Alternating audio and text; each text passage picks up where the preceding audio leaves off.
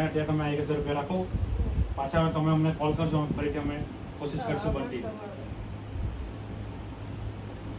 કઈ તમે ખાવાની ને તકલીફ પડી છે અત્યારે? ખાવાની તકલીફ પડે ભાઈ, અમે ખાવાનું કઈ નથી. જેને પેલું 2 કીટ આપણે આપી જાય. અત્યારમાં પણ થોડુંક અનાજ છે, થોડુંક આપી જાય, પાછા વધારે લઈને આવીશું. અત્યારે અમને બી ખબર નહીં હતી કે અનાજની પણ જરૂર છે, એટલે અમે આવી જાય છે. જય શ્રી રામ મિત્રો, અત્યારે અમે આવ્યા છે ડુબીટળામાં, જ્યાં એક મહેશભાઈ કરીને આપણા એક દિવ્યાંગ ભાઈ છે, એમનું અત્યારે ઓપરેશન કરવામાં આવ્યું હતું કસ્તુરબામાં. તો કસ્તુરબામાં જે ઓપરેશન થયું એમનો ડૉક્ટર સાહેબનો અમે ખૂબ આભાર માનીએ છીએ. ડૉક્ટર હિરેનભાઈ કરીને નામ છે એમનું, કે તેમણે એમનું ઓપરેશન વગર ચાર્જમાં કર્યું છે.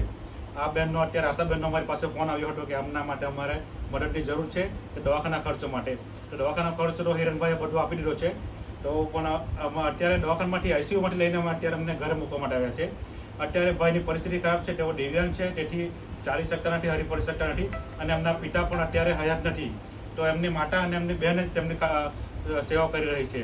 તો સાચું કહું તો મિત્રો, અત્યારે આપણે છે ને લગ્નમાં જે આપણે ચાંદલો વિધિ રાખીએ છીએ, તો ખરેખર ચાંદલા વિધિ લગ્નમાં જરૂર તો છે, પરંતુ તેના પણ વધારે જરૂર છે અત્યારે આવા ભાઈઓ માટે કે જેઓ તકલીફમાં છે, હોસ્પિટલમાં છે.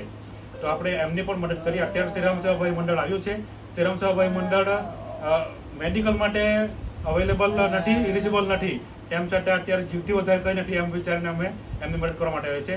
એમને દવાનો ખર્ચો અમે આપી જતા છે, અને થોડો ઘણો વધારે અમને અત્યારે પૈસા અમે જરૂર હશે તો અમને આપી જઈશું. પણ અમે તમને વિડીયો માટે વિનંતી કરીએ છીએ કે જો તમારા આજુબાજુમાં કોઈ એવા સેવાભાવી વ્યક્તિ હોય, સંસ્થા હોય, તો તેઓ આ ભાઈની મદદ કરવા માટે ચોક્કસથી આવો.